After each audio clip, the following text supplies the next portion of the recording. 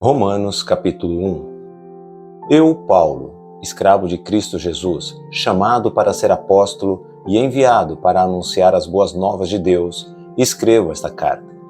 Deus prometeu as boas novas muito tempo atrás nas Escrituras Sagradas por meio de seus profetas. Elas se referem a seu filho, que como homem nasceu da linhagem do rei Davi, e quando o poder do Espírito Santo o ressuscitou dos mortos, foi demonstrado que ele era o Filho de Deus. Ele é Jesus Cristo, nosso Senhor. Por meio dele recebemos a graça e a autoridade, como apóstolos, de chamar os gentios em toda parte a crer nele e lhe obedecer em honra de seu nome. E vocês estão entre esses gentios, chamados para pertencer a Jesus Cristo. Escrevo a todos vocês que estão em Roma, amados por Deus e chamados para ser seu povo santo. Que Deus, nosso Pai, e o Senhor Jesus Cristo lhes dêem graça e paz. Antes de tudo, quero dizer que por meio de Jesus Cristo, agradeço a meu Deus por todos vocês, pois sua fé nele é comentada em todo o mundo. O Deus a quem sirvo em meu espírito, anunciando as boas novas a respeito de seu Filho, sabe como nunca deixo de me lembrar de vocês em minhas orações, sempre pedindo, se for da vontade de Deus, uma oportunidade de ir vê-los. Desejo muito visitá-los a fim de compartilhar com vocês alguma dádiva espiritual que os ajude a se fortalecerem. Quando nos encontrarmos, quero encorajá-los na fé e também quero ser encorajado por sua fé. Quero que saibam, irmãos, que muitas vezes planejei visitá-los, mas até agora fui impedido. Meu desejo é trabalhar entre vocês e ver frutos espirituais, como tenho visto entre outros gentios, pois sinto grande obrigação, tanto para com os gregos como os bárbaros, tanto para com os instruídos como os não instruídos. Por isso, aguardo com expectativa para visitá-los, a fim de anunciar as boas novas também a vocês em Roma. Pois não me envergonho das boas novas a respeito de Cristo, que são o poder de Deus em ação para salvar todos os que creem, primeiro os judeus e também os gentios. As boas novas revelam como Deus nos declara justos diante dele, o que do começo ao fim é algo que se dá pela fé. Como dizem as Escrituras, o justo viverá pela fé. Assim, Deus mostra do céu sua ira contra todos que são pecadores e perversos, que por sua maldade impedem que a verdade seja conhecida. Sabem a verdade a respeito de Deus, pois ele a tornou evidente. Por meio de tudo que ele fez desde a criação do mundo, podem perceber claramente seus atributos invisíveis, seu poder eterno e sua natureza divina. Portanto, não tem desculpa alguma. Sim, eles conheciam algo sobre Deus, mas não o adoraram nem lhe agradeceram. Em vez disso, começaram a inventar ideias tolas, e com isso sua mente ficou obscurecida e confusa. Dizendo-se sábios, tornaram-se tolos. Trocaram a grandeza do Deus imortal por imagens de seres humanos mortais, bem como de aves, animais e répteis. Por isso, Deus os entregou aos desejos pecaminosos de seu coração. Como resultado, praticaram entre si coisas desprezíveis e degradantes com o próprio corpo. Trocaram a verdade sobre Deus pela mentira. Desse modo, adoraram e serviram coisas que Deus criou em lugar do Criador, que é digno de louvor eterno. Amém. Por isso, Deus os entregou a desejos vergonhosos. Até as mulheres trocaram sua forma natural de ter relações sexuais por práticas não naturais. E os homens, em vez de ter relações sexuais normais com mulheres, arderam de desejo uns pelos outros. Homens praticaram atos indecentes com outros homens e, em decorrência desse pecado, sofreram em si mesmos o castigo que mereciam. Uma vez que consideraram que conhecer a Deus era algo inútil, o próprio Deus os entregou a um inútil modo de pensar, deixando que fizessem coisas que jamais deveriam ser feitas. A vida deles se encheu de toda espécie de perversidade, pecado, ganância, ódio, inveja, homicídio, discórdia, engano, malícia e fofocas. Espalham calúnias, odeiam a Deus, são insolentes, orgulhosos e arrogantes. Inventam novas maneiras de pecar e desobedecem a seus pais. Não têm entendimento, quebram suas promessas, não mostram afeição nem misericórdia. Sabem que, de acordo com a justiça de Deus, quem pratica essas coisas merece morrer, mas ainda assim continuam a praticá-las. E o que é pior, incentivam outros a também fazê-lo. Romanos capítulo 2. Talvez você pense que pode condenar esses indivíduos, mas é igual a eles e não tem desculpa. Quando diz que eles deveriam ser castigados, condena a si mesmo, porque você que julga os outros pratica as mesmas coisas. E sabemos que Deus, em sua justiça, castigará a todos que praticam tais coisas. Uma vez que você julga outros por fazerem essas coisas, o que o leva a pensar que evitará o julgamento de Deus ao agir da mesma forma? Não percebe quanto Ele é bondoso, tolerante e paciente com você? Não vê que essas manifestações da bondade de Deus visam levá-lo ao arrependimento? Mas, por causa de seu coração rebelde, você se recusa a abandonar o pecado, acumulando ira sobre si mesmo, pois o dia da ira se aproxima, quando o justo juízo de Deus se revelará.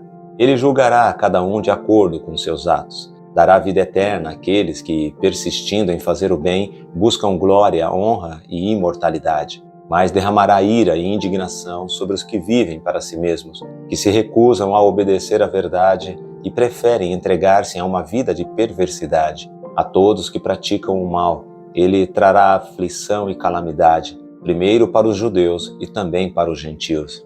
Mas a todos que fazem o bem, ele dará glória, honra e paz, primeiro para os judeus e também para os gentios, pois Deus não age com favoritismo. Assim, todos os que pecarem, mesmo não tendo a lei escrita de Deus, serão destruídos, e todos os que pecarem estando sob a lei de Deus, de acordo com essa lei, serão julgados. Pois o simples ato de ouvir a lei não nos torna justos diante de Deus, mas sim a obediência à lei é que nos torna justos aos olhos dele. Até mesmo os gentios que não têm a lei escrita, quando obedecem a ela instintivamente, mostram que conhecem a lei, mesmo não a tendo. Demonstram que a lei está gravada em seu coração, pois sua consciência e seus pensamentos os acusam ou lhes dizem que estão agindo corretamente. Isso se confirmará no dia em que Deus julgar os segredos de cada um por meio de Cristo Jesus, de acordo com as boas novas que anuncio.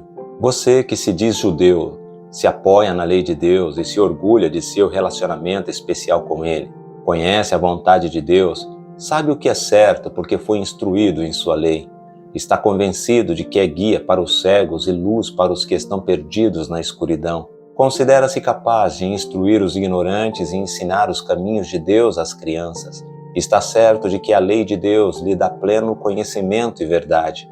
Pois bem, se você ensina a outros, por que não ensina a si mesmo? Diz a outros que não roubem, mas você mesmo rouba. Afirma que é errado cometer adultério, mas você mesmo adultera. Condena a idolatria, mas rouba o objeto dos templos. Você, que tanto se orgulha de conhecer a lei, desonra a Deus desobedecendo a lei. Não é de admirar que as Escrituras digam: os gentios blasfemam o nome de Deus por causa de vocês. A prática judaica da circuncisão só tem valor se você obedece à lei de Deus. Mas se você, que é circuncidado, não obedece à lei de Deus, não é diferente de um gentio incircuncidado. E se os incircuncidados obedecerem à lei de Deus, acaso não serão também considerados circuncidados? De fato, os gentios incircuncidados que cumprem a lei de Deus condenarão você, judeu, que é circuncidado e tem a lei de Deus, mas não obedece a ela. Pois ser judeu exteriormente ou ser circuncidado não torna ninguém judeu de fato. Judeu verdadeiro é quem o é no íntimo, e circuncisão verdadeira é a do coração, feita pelo Espírito e não pela letra da lei, recebendo assim a aprovação de Deus e não das pessoas. Romanos capítulo 3. Então, qual é a vantagem de ser judeu? A circuncisão tem algum valor? Sim, há muitos benefícios. Em primeiro lugar, aos judeus foi confiada toda a revelação de Deus. É verdade que alguns deles foram infiéis, mas isso significa que Deus será infiel? De maneira nenhuma. Ainda que todos sejam mentirosos, Deus é verdadeiro. E as Escrituras dizem a seu respeito: será provado que tens razão no que dizes e ganharás tua causa no juízo. Alguém poderia dizer: mas nosso pecado não cumpre um bom propósito, ajudando os outros a verem como Deus é justo? Não é uma injustiça, portanto, Deus nos castigar? Estou seguindo o ponto de vista humano? Claro que não. Se fosse assim, como Deus poderia julgar o mundo? Alguém poderia argumentar ainda: Mas por que Deus me condena como pecador, se minha mentira ressalta a sua verdade e lhe traz mais glória? E alguns até nos difamam, afirmando o que dizemos: quanto mais pecarmos, melhor. Quem diz essas coisas merece condenação. Pois bem, devemos concluir que nós, judeus, somos melhores que os outros? Não, de maneira nenhuma, pois já mostramos que todos, judeus ou gentios, estão sob o poder do pecado. Como afirmam as Escrituras, ninguém é justo, nenhum sequer. Ninguém é sábio, ninguém busca a Deus. Todos se desviaram, todos se tornaram inúteis. Ninguém faz o bem, nenhum sequer. Sua conversa é repulsiva, como o odor de um túmulo aberto. Sua língua é cheia de mentiras. Veneno de serpentes goteja de seus lábios. Sua boca é cheia de maldição e amargura. Apressam-se em cometer homicídio. Por onde passam, deixam destruição e sofrimento. Não sabem onde encontrar paz. Não têm o menor temor de Deus. É evidente que a lei se aplica àqueles a quem ela foi entregue, pois seu propósito é evitar desculpas e mostrar que todo o mundo é culpado diante de Deus. Pois ninguém será declarado justo diante de Deus por fazer o que a lei ordena. A lei simplesmente mostra quanto somos pecadores. Agora, porém, conforme prometido na lei de Moisés e nos profetas, Deus nos mostrou como somos declarados justos diante dele sem as exigências da lei. Somos declarados justos diante de Deus por meio da fé em Jesus Cristo. E isso se aplica a todos que creem, sem nenhuma distinção, pois todos pecaram e não alcançam o padrão da glória de Deus. Mas Ele, em sua graça, nos declara justos por meio de Cristo Jesus, que nos resgatou do castigo por nossos pecados. Deus apresentou Jesus como sacrifício pelo pecado, com o sangue que Ele derramou, mostrando assim sua justiça em favor dos que creem. No passado, Ele se conteve e não castigou os pecados antes cometidos, pois planejava revelar sua justiça no tempo presente. Com isso, Deus se mostrou justo, condenando o pecado, e justificador, declarando justo o pecador que crê em Jesus. Podemos então nos vangloriar de ter feito algo para sermos aceitos por Deus? Não, pois nossa absolvição não vem pela obediência à lei, mas pela fé. Portanto, somos declarados justos por meio da fé e não pela obediência à lei. Afinal, Deus é Deus apenas dos judeus? Não é também Deus dos gentios? Claro que sim. Existe um só Deus e Ele declara justos tanto judeus como gentios somente pela fé. Então, se enfatizamos a fé, quer dizer que podemos abolir a lei? Claro que não.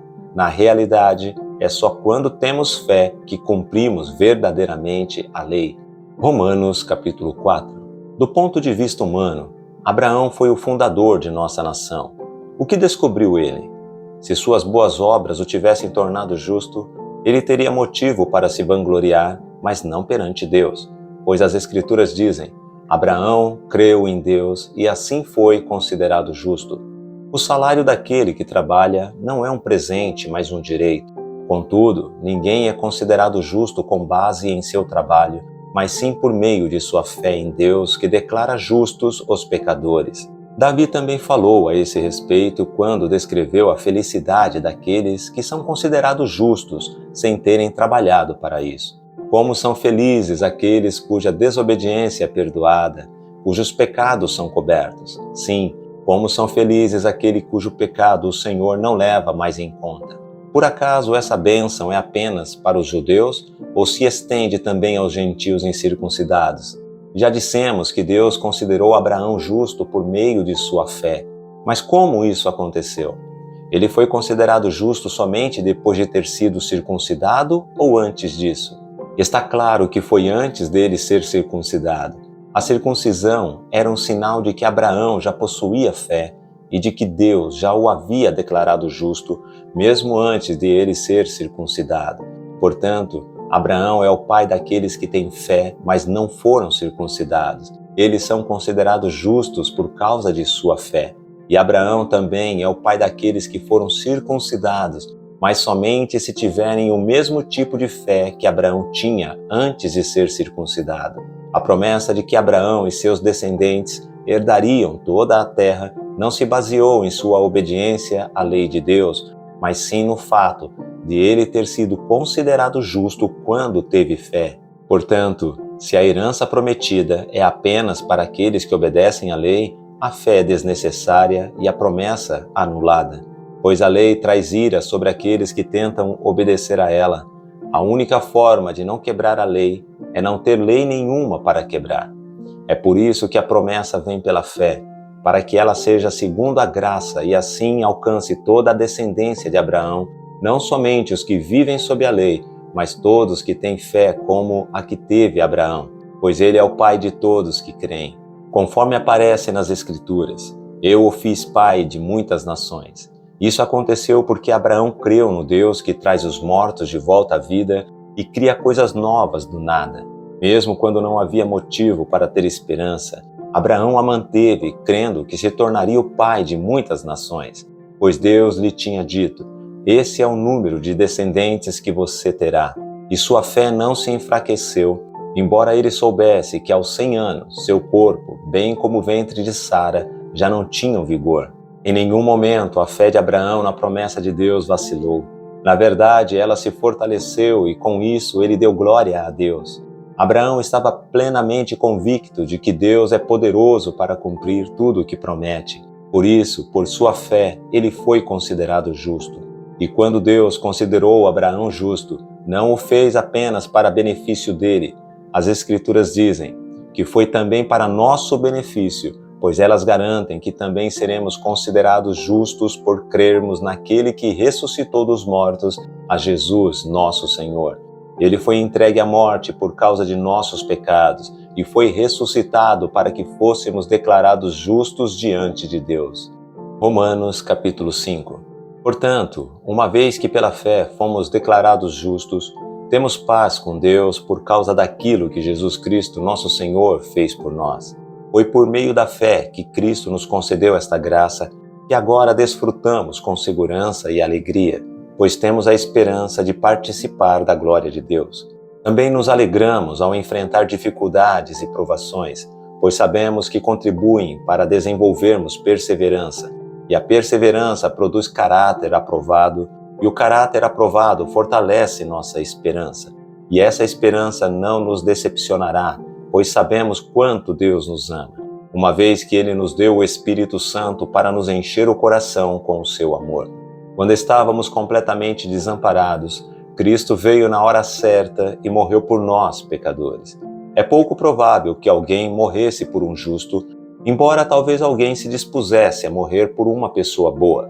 Mas Deus nos prova seu grande amor ao enviar Cristo para morrer por nós quando ainda éramos pecadores. E uma vez que fomos declarados justos por seu sangue, certamente seremos salvos da ira de Deus por meio dele. Pois se quando ainda éramos inimigos de Deus, nosso relacionamento com Ele foi restaurado pela morte de seu Filho, agora que já estamos reconciliados, certamente seremos salvos por sua vida. Agora, portanto, podemos nos alegrar em Deus, com quem fomos reconciliados por meio de nosso Senhor Jesus Cristo. Quando Adão pecou, o pecado entrou no mundo e com ele a morte, que se estendeu a todos, porque todos pecaram. É fato que as pessoas pecaram antes que a lei fosse concedida, mas porque ela não existia, seus pecados não foram levados em conta.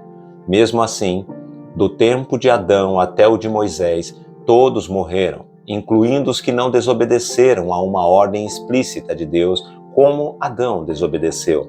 Na verdade, Adão é um símbolo, uma representação daquele que ainda haveria de vir. Mas há uma grande diferença entre o pecado de Adão e a dádiva de Deus, pois o pecado de um único homem trouxe morte para muitos. Ainda maior, porém, é a graça de Deus e sua dádiva que veio sobre muitos por meio de um único homem, Jesus Cristo. E o resultado da dádiva de Deus é bem diferente do resultado do pecado de um único homem, pois enquanto o pecado de Adão levou à condenação, a dádiva de Deus nos possibilita ser declarados justos diante dele, apesar de nossos muitos pecados. A morte reinou sobre muitos por meio do pecado de um único homem. Ainda maior, porém, é a graça de Deus e sua dádiva de justiça, e todos que a recebem reinarão em vida por meio de um único homem, Jesus Cristo.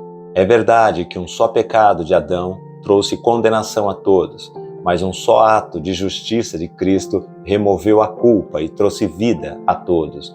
Por causa da desobediência a Deus de uma só pessoa, muitos se tornaram pecadores. Mas por causa da obediência de uma só pessoa a Deus, muitos serão declarados justos. A lei foi concedida para que todos percebessem a gravidade do pecado.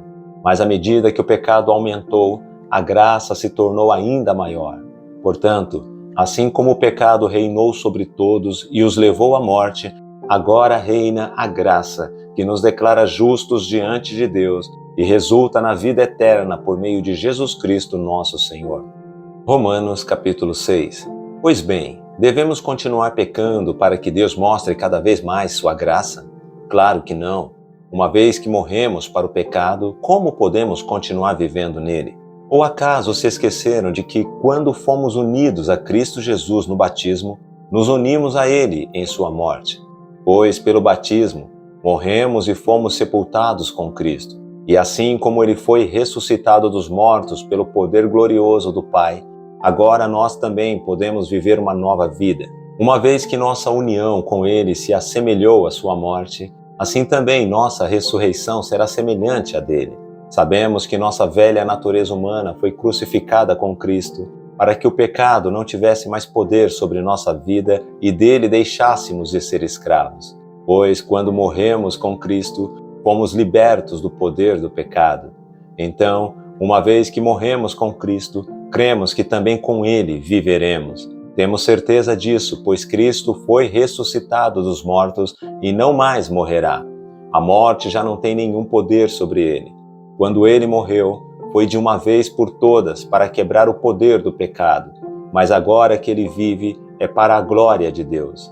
Da mesma forma, considerem-se mortos para o poder do pecado e vivos para Deus em Cristo Jesus. Não deixem que o pecado reine sobre seu corpo, que está sujeito à morte, cedendo aos desejos pecaminosos. Não deixem que nenhuma parte de seu corpo se torne instrumento do mal para servir ao pecado, mas em vez disso, entreguem-se inteiramente a Deus, pois vocês estavam mortos e agora têm nova vida.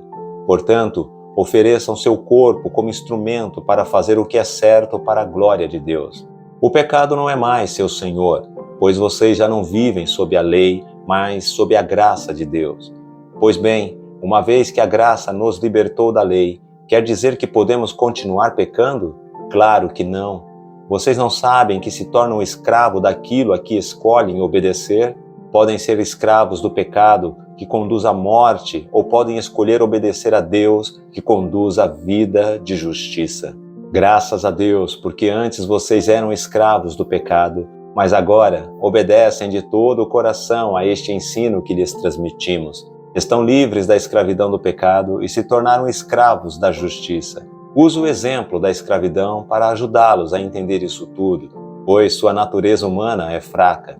No passado, vocês se deixaram escravizar pela impureza e pela maldade, o que os fez afundar ainda mais no pecado.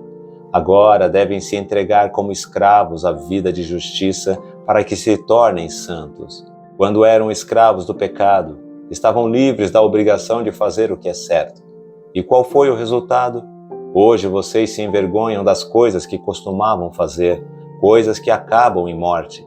Agora, porém, estão livres do poder do pecado e se tornaram escravos de Deus. Fazem aquilo que conduz à santidade e resulta na vida eterna.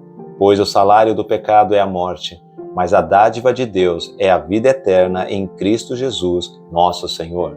Romanos capítulo 7. Agora, irmãos, vocês que conhecem a lei, não sabem que ela se aplica apenas enquanto a pessoa vive? Por exemplo, quando uma mulher se casa, a lei a une a seu marido enquanto ele estiver vivo. No entanto, se ele morrer, as leis do casamento já não se aplicarão à mulher. Portanto, enquanto o marido estiver vivo, se ela se casar com outro homem, cometerá adultério. Mas se o marido morrer, ela ficará livre dessa lei e não cometerá adultério ao se casar novamente. Assim, meus irmãos, vocês morreram para o poder da lei quando morreram com Cristo, e agora estão unidos com aquele que foi ressuscitado dos mortos. Como resultado, podemos produzir uma colheita de boas obras para Deus. Quando éramos controlados pela natureza humana, desejos pecaminosos atuavam dentro de nós, e a lei despertava esses desejos maus que produziam uma colheita de obras pecaminosas cujo resultado era a morte. Agora, porém, fomos libertos da lei, pois morremos para ela e já não estamos presos a seu poder. Podemos servir a Deus não da maneira antiga, obedecendo à letra da lei, mas da maneira nova, vivendo no Espírito. Por acaso estou dizendo que a lei de Deus é pecaminosa? Claro que não. Na verdade, foi a lei que me mostrou meu pecado.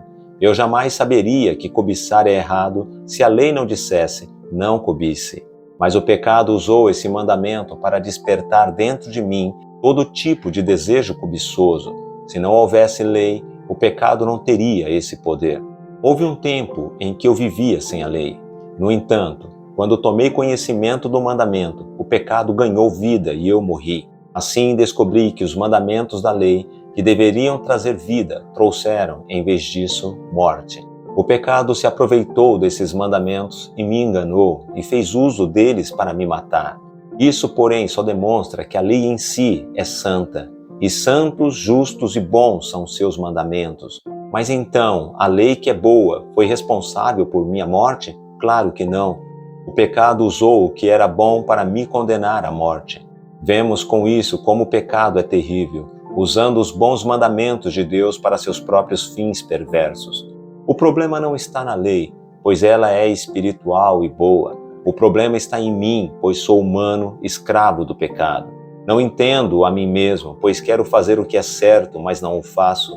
Em vez disso, faço aquilo que odeio. Mas se eu sei que o que faço é errado, isso mostra que concordo que a lei é boa. Portanto, não sou eu quem faz o que é errado, mas o pecado que habita em mim. E eu sei que em mim, isto é, em minha natureza humana, não há nada de bom, pois quero fazer o que é certo, mas não consigo. Quero fazer o bem, mas não o faço. Não quero fazer o que é errado, mas ainda assim o faço. Então, se faço o que não quero, na verdade não sou eu quem o faz, mas o pecado que habita em mim. Assim, descobri esta lei em minha vida. Quando quero fazer o que é certo, percebo que o mal está presente em mim. Amo a lei de Deus de todo o coração. Contudo, há outra lei dentro de mim que está em guerra com minha mente e me torna escravo do pecado que permanece dentro de mim. Como sou miserável! Quem me libertará deste corpo mortal dominado pelo pecado? Graças a Deus, a resposta está em Jesus Cristo, nosso Senhor. Na mente, quero de fato obedecer à lei de Deus, mas por causa de minha natureza humana, sou escravo do pecado. Romanos capítulo 8. Agora, portanto, já não há nenhuma condenação para os que estão em Cristo Jesus. Pois em Cristo Jesus, a lei do Espírito que dá vida os libertou da lei do pecado que leva à morte. A lei não era capaz de nos salvar por causa da fraqueza de nossa natureza humana. Por isso, Deus fez o que a lei era incapaz de fazer ao enviar seu Filho na semelhança de nossa natureza humana pecaminosa e apresentá-lo como sacrifício por nosso pecado.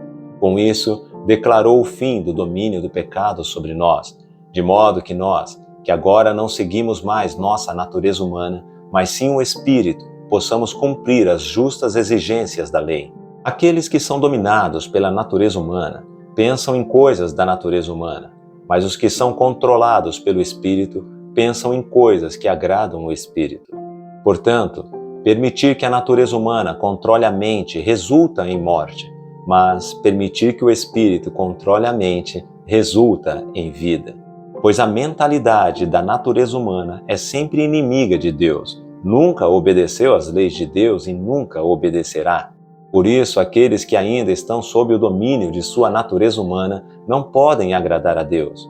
Vocês, porém, não são controlados pela natureza humana, mas pelo Espírito, se de fato o Espírito de Deus habita em vocês. E se alguém não tem o Espírito de Cristo, a ele não pertence.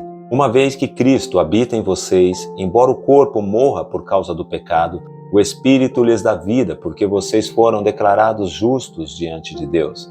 E se o Espírito de Deus, que ressuscitou Jesus dos mortos, habita em vocês, o Deus que ressuscitou Cristo Jesus dos mortos dará vida a seu corpo mortal por meio desse mesmo Espírito que habita em vocês. Portanto, irmãos, vocês não têm de fazer o que sua natureza humana lhes pede, porque se viverem de acordo com as exigências dela, morrerão.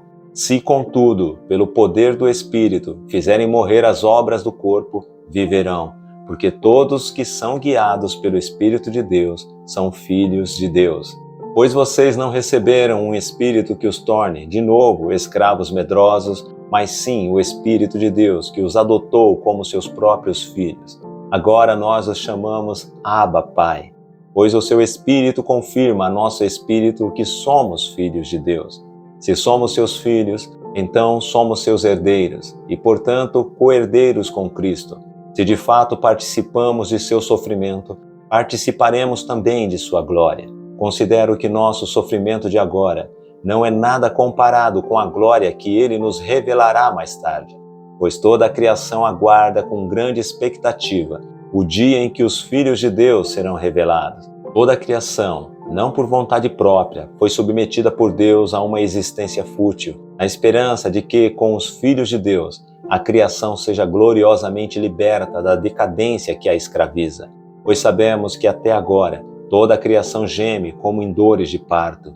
E nós, os que cremos, também gememos, embora tenhamos o Espírito em nós, como antecipação da glória futura.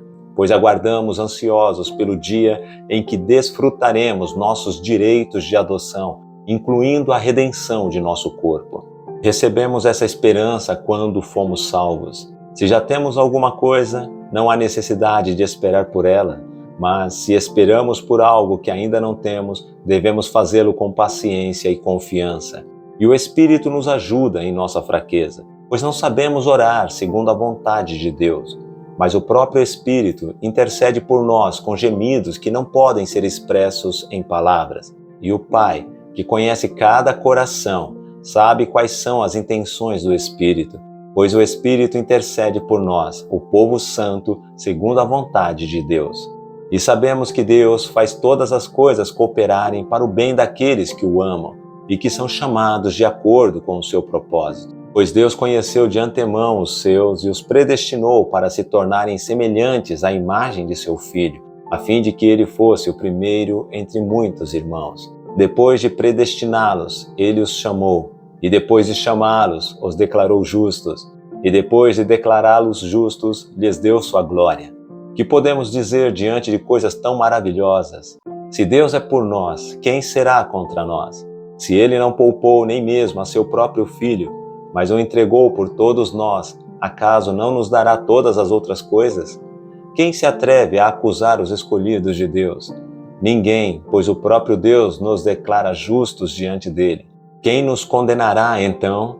Ninguém, pois Cristo Jesus morreu e ressuscitou e está sentado no lugar de honra, à direita de Deus, intercedendo por nós. O que nos separará do amor de Cristo? Serão aflições ou calamidades, perseguições ou fome, miséria, perigo ou ameaças de morte? Como dizem as Escrituras, por causa de ti, enfrentamos a morte todos os dias. Somos como ovelhas levadas para o matadouro. Mas apesar de tudo isso, somos mais que vencedores por meio daquele que nos amou. E estou convencido de que nem a morte, nem vida, nem anjos, nem demônios, nem o que existe hoje, nem o que virá no futuro, nem poderes, nem altura, nem profundidade, nada, em toda a criação, jamais poderá nos separar do amor de Deus, revelado em Cristo Jesus, nosso Senhor. Romanos capítulo 9. Digo-lhes a verdade, tendo Cristo como testemunha, e minha consciência e o Espírito Santo a confirmam. Meu coração está cheio de amarga tristeza e angústia sem fim por meu povo, meus irmãos judeus. Eu estaria disposto a ser amaldiçoado para sempre, separado de Cristo, se isso pudesse salvá-los. Eles são o povo de Israel, escolhido para serem filhos adotivos de Deus. Ele lhes revelou sua glória, fez uma aliança com eles e lhes deu sua lei e o privilégio de adorá-lo e receber suas promessas. Do povo de Israel vêm os patriarcas, e o próprio Cristo, quanto à sua natureza humana, era israelita. E ele é Deus, aquele que governa sobre todas as coisas, e é digno de louvor eterno. Amém. Acaso Deus deixou de cumprir sua promessa a Israel? Não, pois nem todos os descendentes de Israel pertencem de fato ao povo de Deus. Só porque são descendentes de Abraão não significa que são verdadeiramente filhos de Abraão. Pois as Escrituras dizem: Isaque é o filho de quem depende a sua descendência. Isso significa que os descendentes físicos de Abraão não são necessariamente filhos de Deus. Apenas os filhos da promessa são considerados filhos de Abraão, pois Deus havia prometido: voltarei por esta época e Sara terá um filho. Esse fato não é único.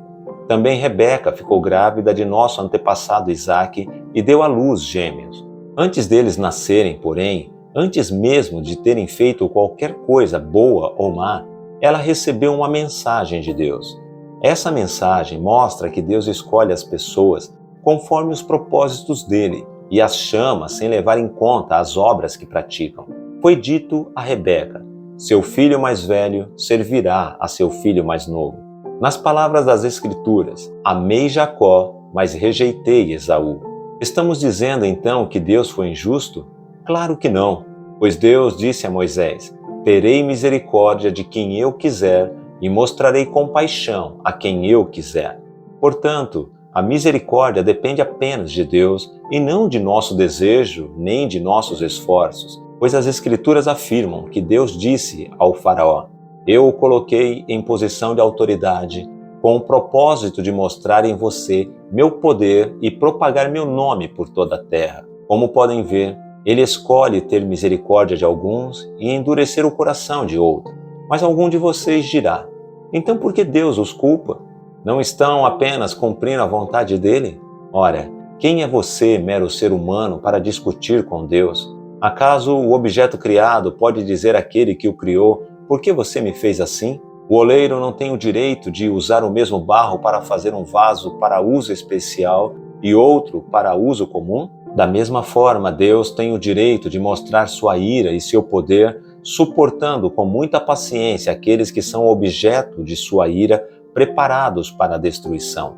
Ele age desse modo para que as riquezas de sua glória brilhem com um esplendor ainda maior sobre aqueles dos quais ele tem misericórdia, aqueles que ele preparou previamente para a glória. E nós estamos entre os que ele chamou, tanto dentre os judeus como dentre os gentios. A esse respeito, Deus diz na profecia de Oséias: chamarei meu povo, aqueles que não eram meu povo, e amarei aqueles que antes eu não amava. E também, no lugar onde lhes foi dito: vocês não são meu povo, eles serão chamados filhos do Deus vivo. E a respeito de Israel, o profeta Isaías clamou: embora o povo de Israel seja numeroso como a areia do mar, apenas um remanescente será salvo. Pois o Senhor executará sua sentença sobre a terra de modo rápido e decisivo.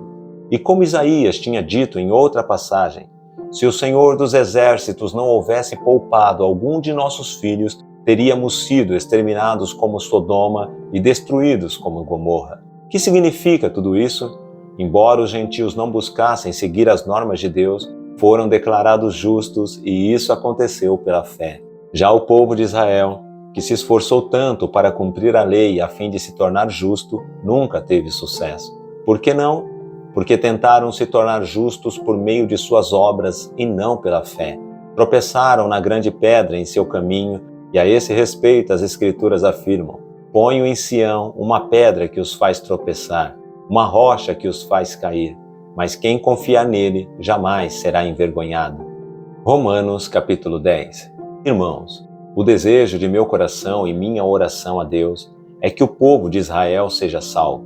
Sei da dedicação deles por Deus, mas é entusiasmo sem entendimento, pois, não entendendo a maneira como Deus declara as pessoas justas diante dele, apegam-se a seu próprio modo de se tornar justos, tentando seguir a lei e recusam a maneira de Deus. Pois Cristo é o propósito para o qual a lei foi dada. Como resultado, todo o que nele crê é declarado justo. Moisés escreve que o modo pelo qual a lei torna alguém justo exige obediência a todos os seus mandamentos. Mas o modo pelo qual a fé torna alguém justo diz: não diga em seu coração: quem subirá ao céu para trazer Cristo para a terra? E não diga: quem descerá ao lugar dos mortos para trazer Cristo de volta à vida? Na verdade, diz: a mensagem está bem perto, está em seus lábios e em seu coração. E essa mensagem é a mesma que anunciamos a respeito da fé. Se você declarar com sua boca que Jesus é Senhor e crer em seu coração que Deus o ressuscitou dos mortos, será salvo. Pois é crendo de coração que você é declarado justo e é declarando com a boca que você é salvo. Como dizem as Escrituras, quem confiar nele jamais será envergonhado. Nesse sentido, não há diferença entre judeus e gentios, uma vez que ambos têm o mesmo Senhor, que abençoa generosamente todos que o invocam, pois todo aquele que invocar o nome do Senhor será salvo. Mas como poderão invocá-lo se não crerem nele? E como crerão se jamais tiverem ouvido a seu respeito? E como ouvirão a seu respeito se ninguém lhes falar? E como alguém falará se não for enviado? Por isso as Escrituras dizem: como são belos os pés dos mensageiros que trazem boas novas. Nem todos, porém, aceitam as boas novas, pois o profeta Isaías disse: Senhor, quem creu em nossa mensagem? Portanto, a fé vem por ouvir, e isto é, por ouvir as boas novas a respeito de Cristo. Mas eu pergunto, o povo de Israel ouviu de fato a mensagem? Sim, eles ouviram. Sua mensagem chegou a toda a terra e suas palavras alcançaram os confins do mundo. Volto a perguntar, será que o povo de Israel entendeu? Sim, eles entenderam, pois já no tempo de Moisés, Deus disse: provocarei seu ciúme por meio de um povo que nem sequer é nação. Provocarei sua ira por meio de gentios insensatos. E mais tarde, Isaías se pronunciou com ousadia: fui encontrado por aqueles que não me procuravam. Revelei-me àqueles que não perguntavam por mim. A respeito de Israel, porém, diz: o dia todo abri meus braços para eles, mas foram desobedientes e rebeldes. Romanos capítulo 11. Então pergunto, Deus rejeitou seu povo, a nação de Israel? Claro que não. Eu mesmo sou israelita, descendente de Abraão e membro da tribo de Benjamim. Não, Deus não rejeitou seu povo que conheceu de antemão. Vocês sabem o que as Escrituras dizem a esse respeito? O profeta Elias se queixou a Deus sobre o povo de Israel, dizendo: Senhor, eles mataram teus profetas e derrubaram teus altares. Sou o único que restou e agora também procuram me matar. E vocês se lembram da resposta de Deus?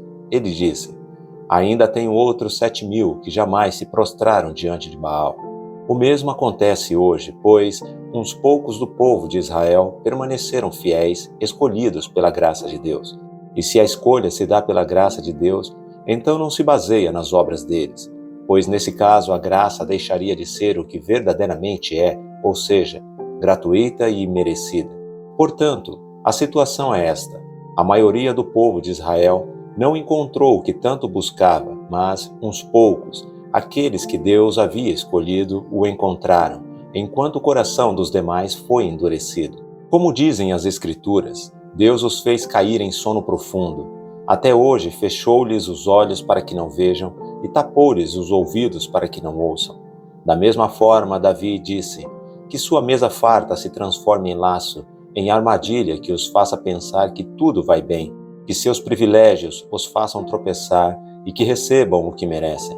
Que seus olhos se escureçam para que não vejam e que suas costas fiquem encurvadas para sempre. Acaso o povo de Deus tropeçou e caiu sem possibilidade de se levantar? Claro que não. Foram desobedientes e, por isso, Deus tornou a salvação acessível aos gentios, para que seu próprio povo sentisse ciúme.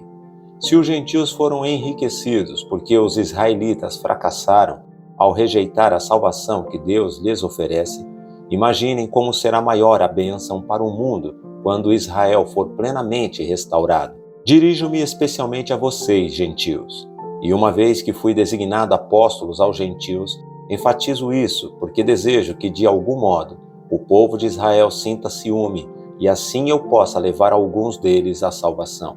Pois se a rejeição deles possibilitou que o resto do mundo se reconciliasse com Deus, a aceitação será ainda mais maravilhosa. Será vida para os que estavam mortos. Se a parte da massa entregue como oferta é santa, então toda ela é santa.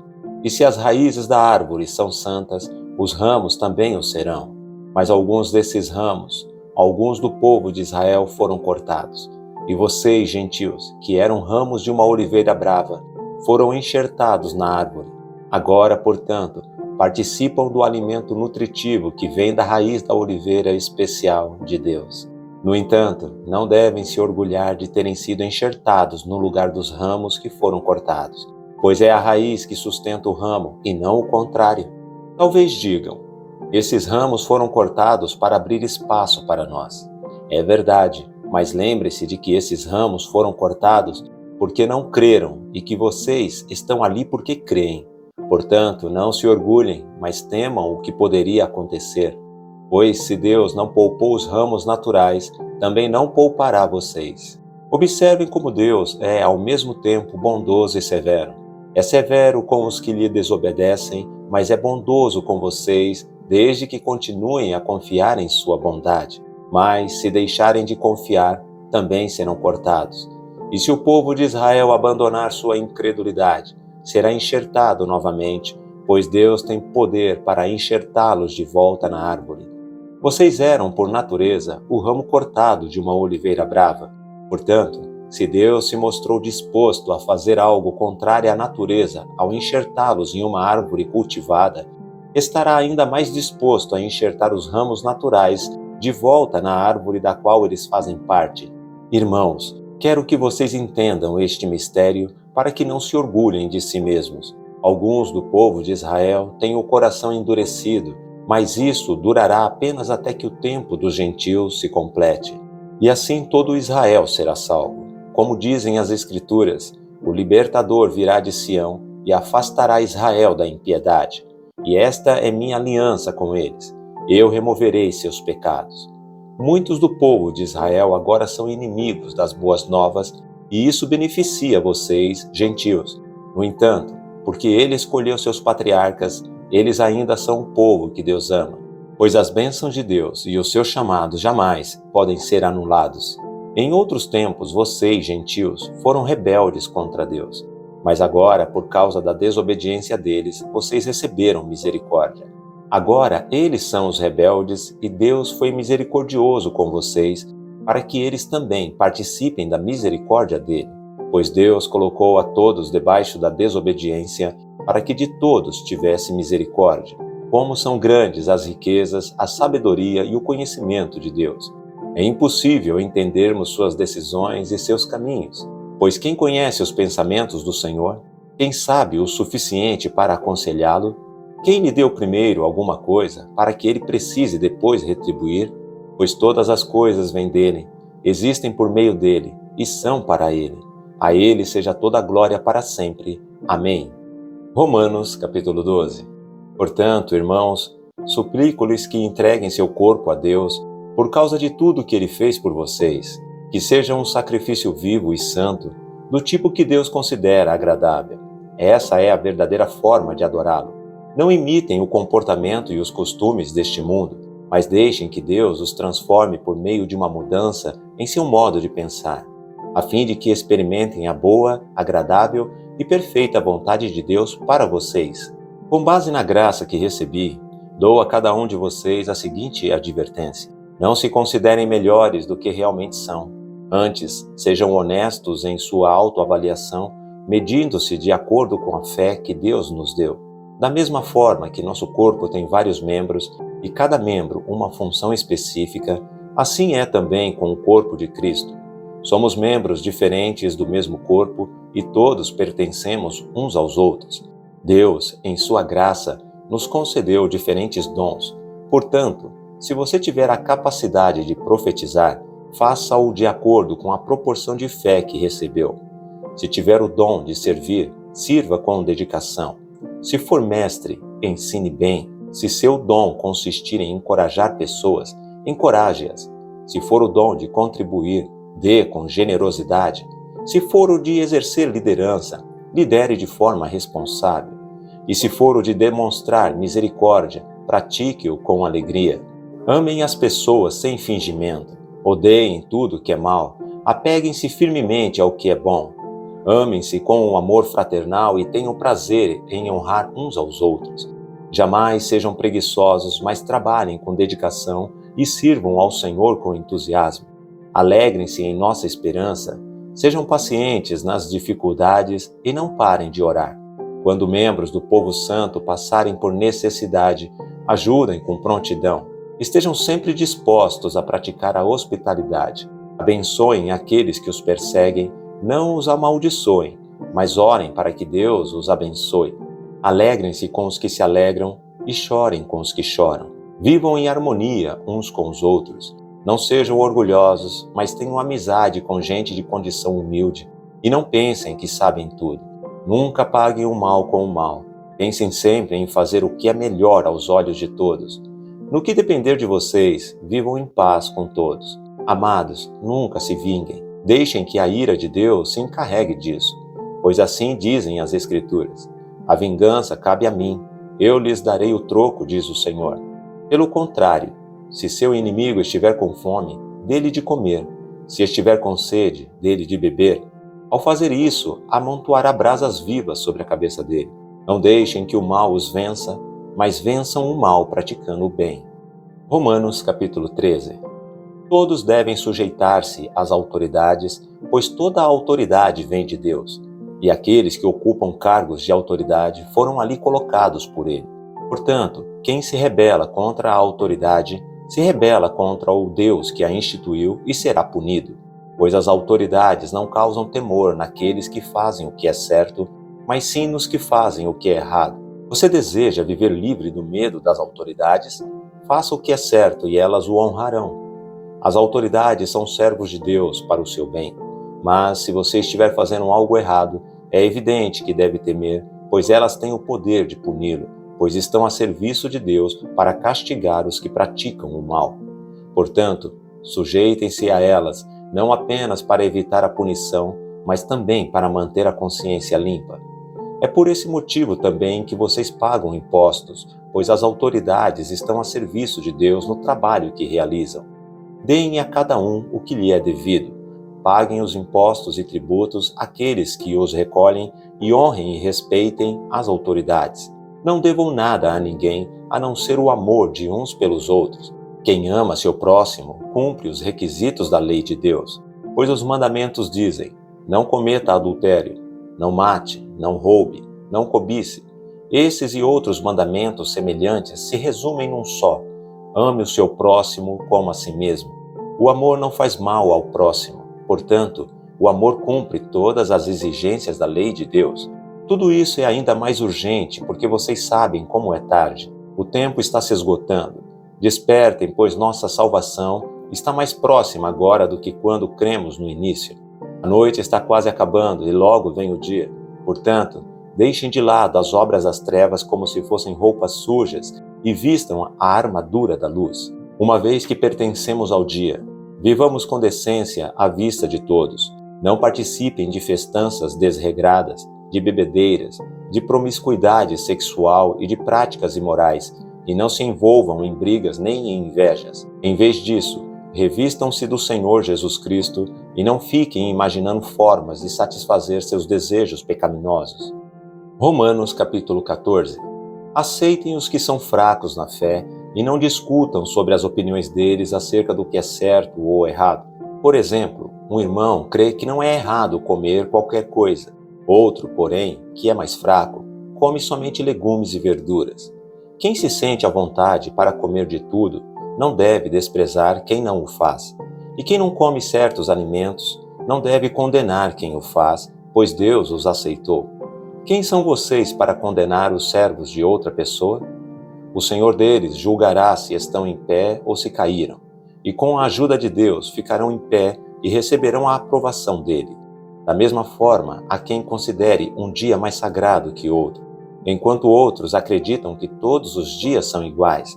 Cada um deve estar plenamente convicto do que faz. Quem adora a Deus num dia especial, o faz para honrá-lo. Quem come qualquer tipo de alimento também o faz para honrar o Senhor, uma vez que dá graças a Deus antes de comer. E quem se recusa a comer certos alimentos deseja, igualmente, agradar ao Senhor e por isso dá graças a Deus. Pois não vivemos nem morremos para nós mesmos. Se vivemos, é para honrar o Senhor. E se morremos, é para honrar o Senhor. Portanto, quer vivamos, quer morramos, pertencemos ao Senhor. Por isso Cristo morreu e ressuscitou para ser Senhor tanto dos vivos como dos mortos. Então, por que você julga outro irmão? Por que o despreza? Lembre-se de que todos nós compareceremos diante do tribunal de Deus, pois as Escrituras dizem: tão certo como eu vivo, diz o Senhor, todo joelho se dobrará para mim e toda língua declarará lealdade a Deus. Assim, cada um de nós será responsável por sua vida diante de Deus. Portanto, deixemos de julgar uns aos outros. Em vez disso, resolvam viver de modo a nunca fazer um irmão tropeçar e cair. Eu sei e estou convencido, com base na autoridade do Senhor Jesus, que nenhum alimento é por si mesmo impuro. Mas se alguém considera errado ingerir determinado alimento, para essa pessoa ele é impuro. E se outro irmão se aflige em razão do que você come, ao ingerir esse alimento você não age com amor. Não deixe que sua comida seja a causa da perdição de alguém por quem Cristo morreu. Desse modo, você não será criticado por fazer algo que, a seu ver, é bom. Pois o reino de Deus não diz respeito ao que comemos ou bebemos, mas a uma vida de justiça, paz e alegria no Espírito Santo.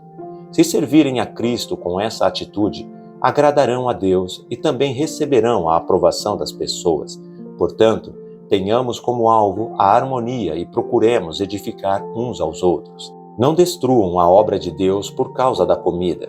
Embora todos os alimentos sejam aceitáveis, é errado comer algo que leve alguém a tropeçar. É melhor deixar de comer carne ou de beber vinho, ou de fazer qualquer outra coisa que leve um irmão a tropeçar. Você tem direito às suas convicções, mas guarde isso entre você e Deus. Felizes são aqueles que não se sentem culpados por fazer algo que consideram correto. Mas, se você tem dúvidas quanto ao que deve ou não comer, será culpado se comer, pois vai contra as suas convicções. Se faz qualquer coisa sem convicção, está pecando. Romanos capítulo 15. Nós que somos fortes devemos ter consideração pelos fracos, e não agradar a nós mesmos. Devemos agradar ao próximo visando ao que é certo, com a edificação deles como alvo. Pois Cristo não viveu para agradar a si mesmo. Como dizem as Escrituras, os insultos dos que te insultam caem sobre mim. Essas coisas foram registradas há muito tempo para nos ensinar, e as Escrituras nos dão paciência e ânimo para mantermos a esperança. E Deus, aquele que concede paciência e ânimo, os ajude a viver em completa harmonia uns com os outros, como convém aos seguidores de Cristo Jesus. Então todos vocês poderão se unir em uma só voz para louvar e glorificar a Deus, o Pai de nosso Senhor Jesus Cristo. Portanto, aceitem-se uns aos outros como Cristo os aceitou, para que Deus seja glorificado. Lembre-se de que Cristo veio para servir aos judeus, a fim de mostrar que Deus é fiel às promessas feitas a seus patriarcas e também para que os gentios glorifiquem a Deus por suas misericórdias, como dizem as Escrituras. Por isso eu te louvarei entre os gentios. Sim, cantarei louvores ao teu nome. E dizem também: alegrem-se com o povo dele, ó gentios. E ainda: louvem o Senhor, todos vocês gentios, louvem-no todos os povos. E em outra parte o profeta Isaías disse: virá o herdeiro do trono de Davi e reinará sobre os gentios. Nele depositarão sua esperança.